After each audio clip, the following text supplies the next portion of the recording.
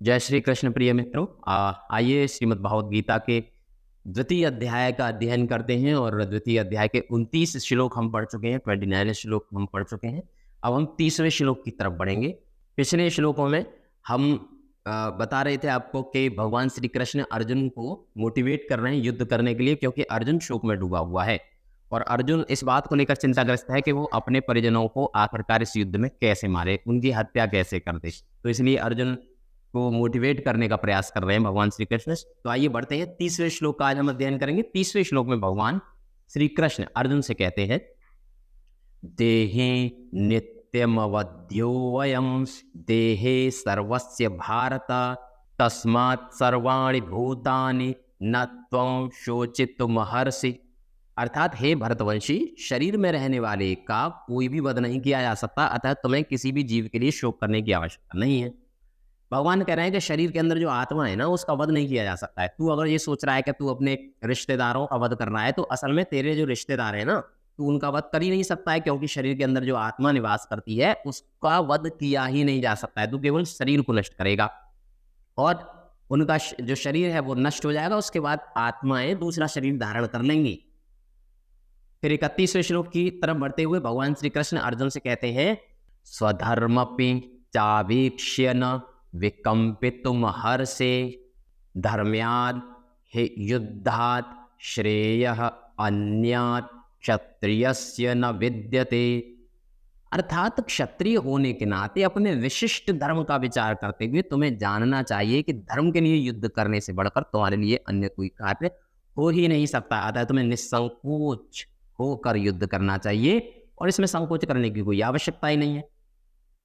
भगवान कहते हैं कि भाई देखो, तुम क्षत्रिय हो और क्षत्रिय का धर्म क्या होता है। प्रत्येक व्यक्ति का कोई ना कोई धर्म, कोई ना कोई कर्तव्य होता है, ठीक है, उसकी ड्यूटी होती है।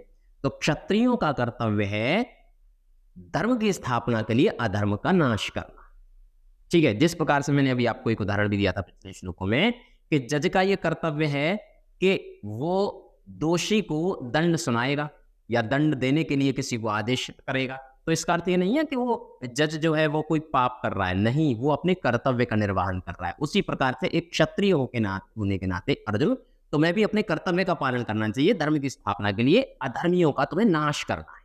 32वें श्लोक की ओर बढ़ते हैं। 32वें श्लोक में भगवान कह रहे हैं, यद्रच्छया चोपन्नम स्वर्गद्वारमपावृतम सुखिनः क्षत्रियाः पार्थ लभन्ते युद्धमीदृशम।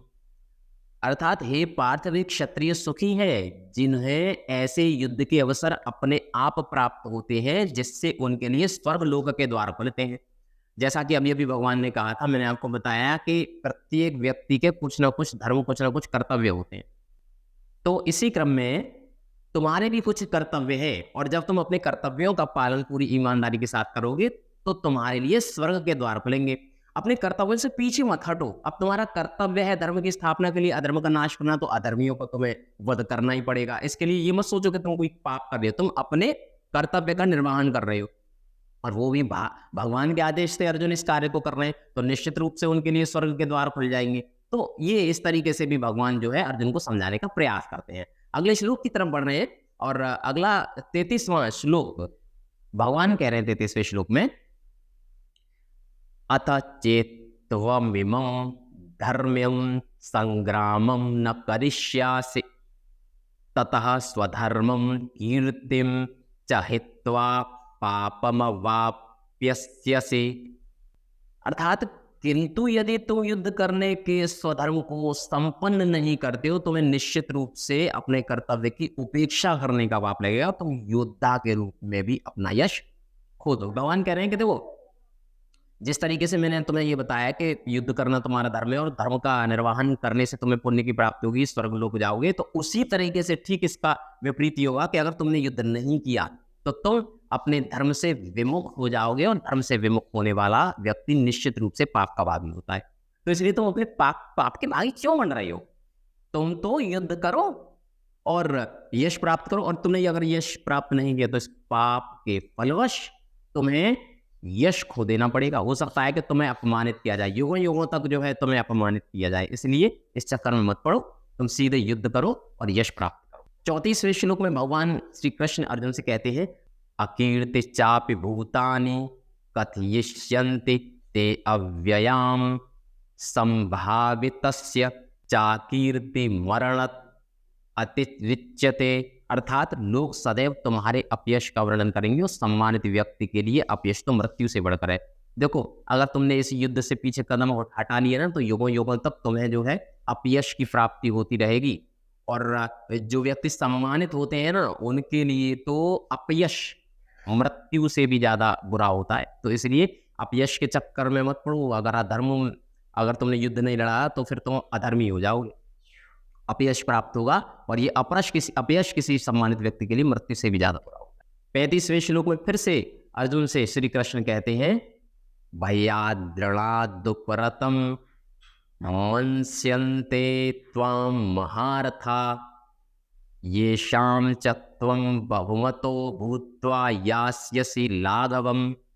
अर्थात जिन जिन महान योद्धाओं ने तुम्हारे नाम तथा यश को सम्मान दिया है, वे सोचेंगे कि तुमने डर के मारे युद्ध भूमि छोड़ दी, और इस तरह वे तुम्हें तुच्छ मानेंगे। चले जाओ छोड़ के। क्या होगा कि जो लोग तुम्हारा गुणगान करते हैं ना कि अर्जुन बहुत बड़ा योद्धा है, अर्जुन बहुत महान वीर है, वही तुम्हें अपमानित करेंगे और तुम्हें तुच्छ व्यक्ति मानेंगे।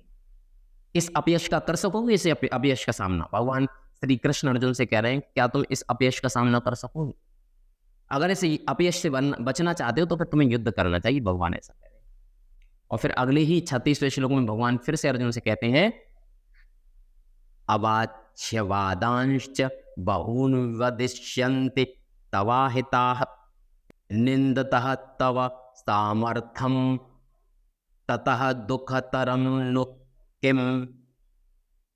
अर्थात तुम्हारे शत्रु अनेक प्रकार के कटु शब्दों से तुम्हारा वर्णन करेंगे और तुम्हारी सामर्थ्य का उपहास करेंगे। तुम्हारे लिए इससे दुखदाई और क्या हो सकता है? जो तुम्हारे शत्रु है ना, मान लो कि तुमने युद्ध करने से पीछे कदम हटा लिया, तो शत्रु तो विजयी माने जाएंगे, और वो जो तुम्हारे शत्रु है ना, वही कटु शब्दों से तुम्हारा वर्णन किया करेंगे, वही कहेंगे कि देखो कितना डरपोक, कितना तुच्छ प्राणी था। इस तरीके से भी तुम्हें अपयश की प्राप्ति। चलिए, इस वीडियो में इतना ही। आगे के जो श्लोक हैं हम अगली वीडियो में चर्चा करेंगे, क्योंकि वीडियो बहुत बड़ा हो रहा है।